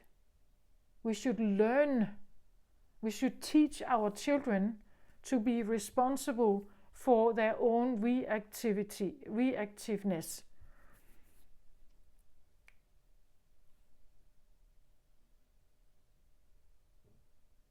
it should be allowed to say, I can't deal with this. I'm leaving. Or I need a help teacher, right? Because I can't deal with this now. But this is not what we learn, right? We learn to stay in the classroom. We learn to stay while we are disciplined. We learn to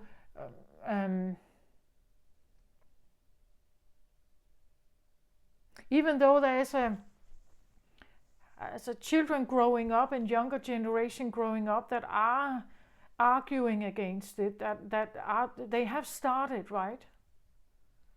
The arguments have started within the families. The children do no longer just comply.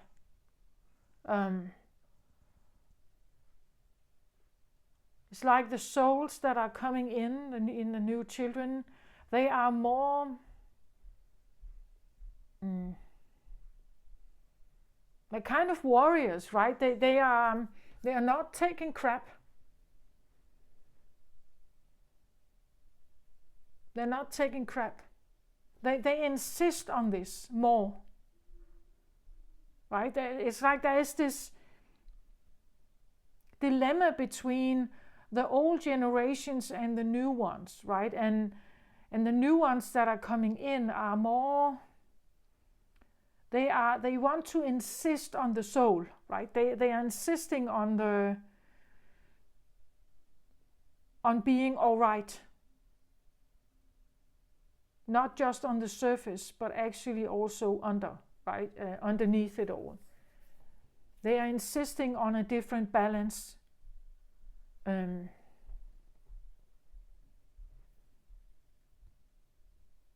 This discussion is already in the air. It's like I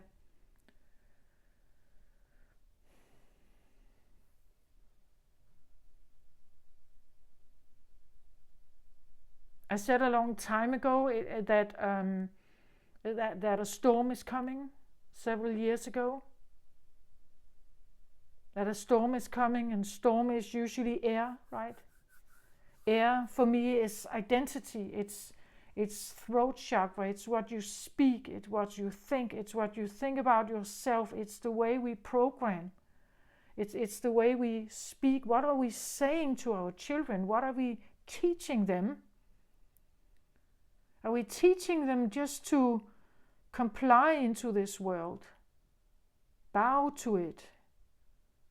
Or are we teaching them to know themselves enough to choose between this?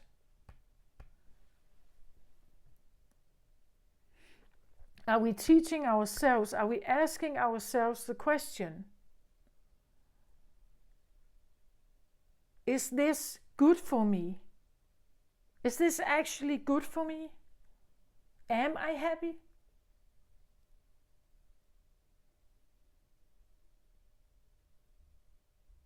As I said, these years back, I got a divorce, and it took me a long time to decide on the divorce. It took me maybe a few years because I couldn't find the problem. I couldn't see it. The only problem was me, I felt like. I was the one who felt unhappy. I had a little child, and my son was maybe a year or one and a half year old, maybe 2 years old or something like that. I couldn't figure it out.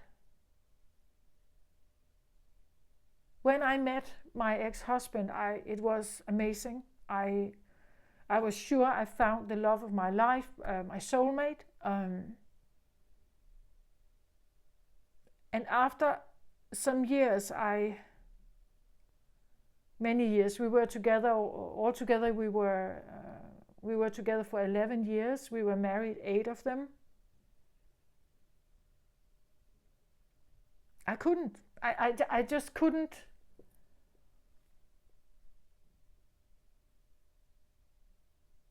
I couldn't figure out what was wrong. I just knew something was wrong, and it became more and more. It nagged more and more and more in me, right? Something kept poking at me. And if this is an internal voice, I want to say you can try to ignore it, but it will ask for harmony. Like that is the reason why it's there. It's because something is wrong. Something is very wrong.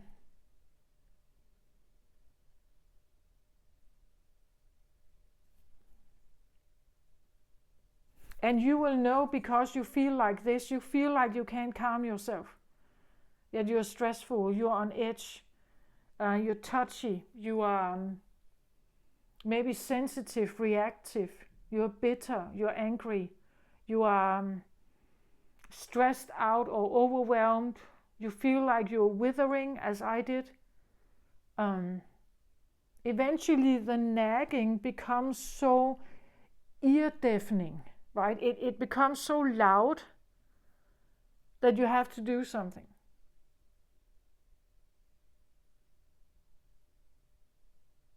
My husband was not a bad man. Like he was not, and that was actually the problem, or one of the problems. If he was an abusive man, if he was an angry man, I may have known, right? I may have been able to point a finger at what was wrong, but I couldn't. I just knew I had to get away. I was dying there.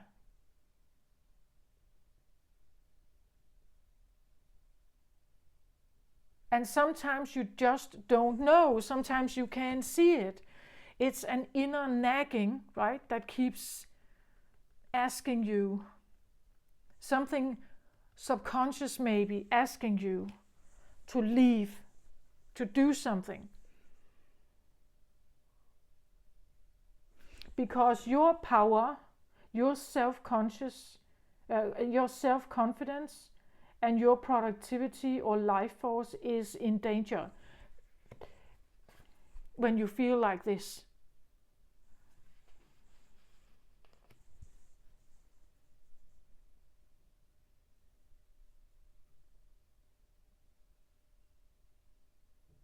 Isn't it also interesting, if you look at it, that when children are born in families, sometimes it's like they are a very bad fit.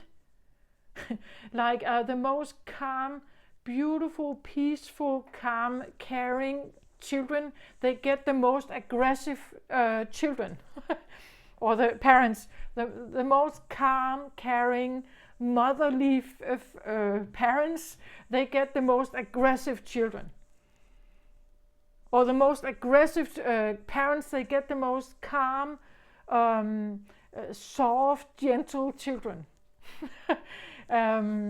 Or one of them, one of each maybe, but isn't it interesting how we, for some reason, are challenged by the children?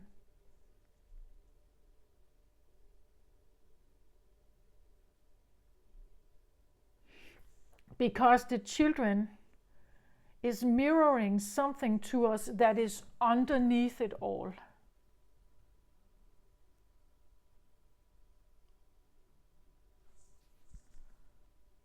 I think this is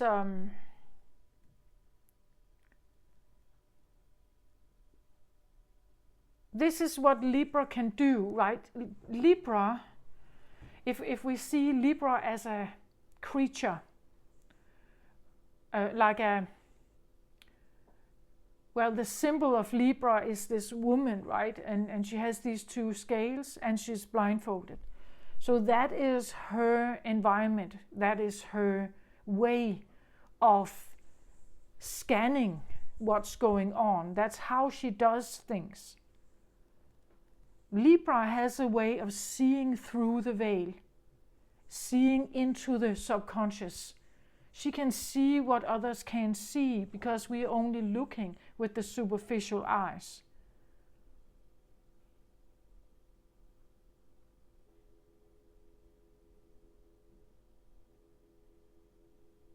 Yeah.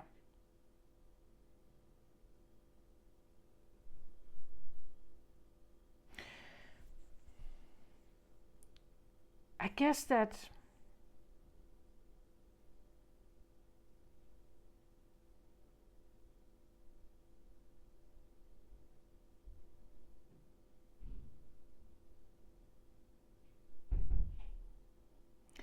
that one thing you could do for yourself would to blindfold yourself for a moment.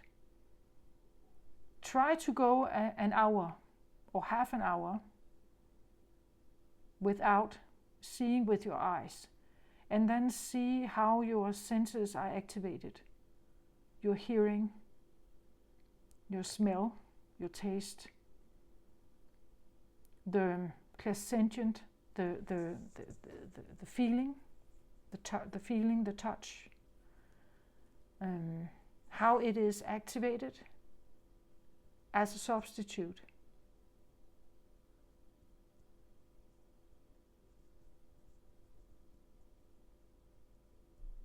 That could be an interesting experiment.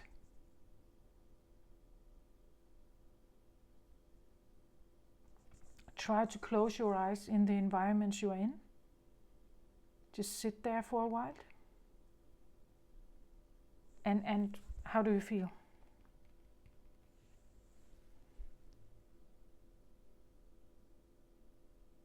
Yeah. I guess this is what I have. I hope this helped. Take very good care of yourself, everybody out there.